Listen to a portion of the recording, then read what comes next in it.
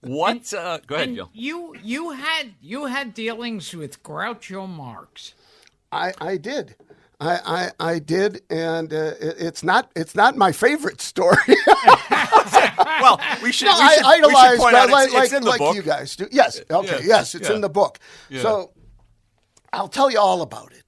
I loved Groucho.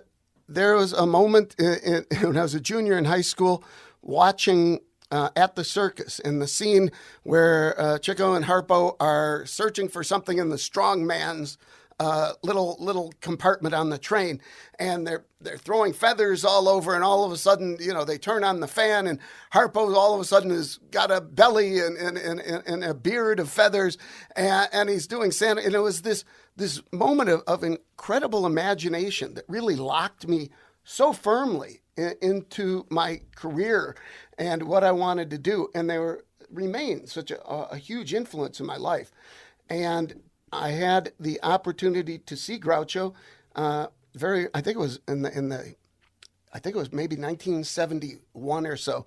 He came and spoke at Northwestern University. 1,000 people sitting on the gym floor, and he was relaxed and wonderful and funny and hated Nixon. Really hated Nixon. He was great about Nixon. That was the best part. That's great. And you'd see him popping up on Dick Cavett and places, and sometimes he could be hysterical and singing Lydia, and so when I moved to L.A. to get free records, I wrote reviews for this rock and roll rag, a real rag, some giveaway thing, and I'm telling the editor one day some Groucho stories, and he calls me up next week and said, I called his people, and you want to come with? I'm going to interview him. I said, would I? And so this is February 77. Thank you for the correction. On that, Frank. Frank's a great proofreader. I appreciate it. He's getting a free one. You're going to have to pay, Gilbert. All right. I've earned my book. Yes, you have. And so we went up Hillcrest Drive there to Groucho's. Wallace Neff, a very influential architect in Los Angeles. Beautiful kind of 50s postmodern house, all white floors. And you walked in, and there was a hat rack with all of those outrageous golf hats and berets that he'd taken to wearing instead of the ridiculous toupees that he'd worn previously. And there on the wall was the John Decker painting of the Marx Brothers, like as the Dutch masters. He's also the guy, he's one of the guys who took John Barrymore out drinking after he died. And painted the picture of W.C. Fields as Queen Victoria that used to be in Chasen's. And we waited and waited. And finally, Aaron Fleming, his gatekeeper, who I didn't even recognize, because the only time I'd ever seen her previously was in Woody Allen's Everything You Wanted to Know About Sex. Right. And she was, attractive, had long hair, and she had very short hair and was very gaunt. I've read in other places she was doing a lot of drugs then. That might make sense. And we were ushered in to meet the great man. And it was the time in between seeing him at Northwestern and seeing him in his own living room had not been kind to him.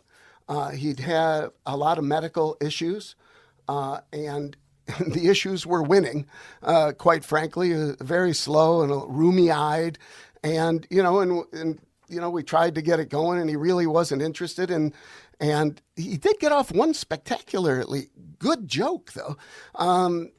My editor was asking him about, getting started on Broad in the Coconuts and what a breakthrough that was for them. And I, he wasn't going very far. And I knew the story about his mother having broken her leg being carried into the theater for the opening. And so I say, so was your mother there? And he looks at me, no, she was in jail. and just in that moment, you saw the speed. You saw a little flicker. Yeah. And then he found out we weren't from Rolling Stone, as she had told him, to be the day's entertainment and give his still considerable ego a sponge bath, I think we could say. And we left, and I went home and put my head under the covers, literally. She lied to him and said these kids are from Rolling Stone, maybe to get him out of bed or to just right. Make him feel. That was her job. That was her job. Sure. To make sure that he answered the bell every day. and that he felt needed and wanted, and and part of the conversation. Wow. Very shortly afterwards, he went into the hospital, from which he was in for months and really never emerged. Yeah. I didn't realize until I was doing research for this, Brian, that they never told him about Gummo's death. No. When he was No, I've read that in a when couple he was places. in rapid decline. 'Cause they didn't want to. No, fascinating. it was a sad end for somebody who the headlines of his final days. He didn't, he deserved much better headlines than that. I still think it's an honor to have been thrown out of Groucho Marx's house. You're like Trentino in Duck Soup. Years later, it finally dawned on me that you don't get a nickname like Groucho in 1913 for nothing. Right. If he'd only said leave and never darken my bath towels again. It would have been perfection.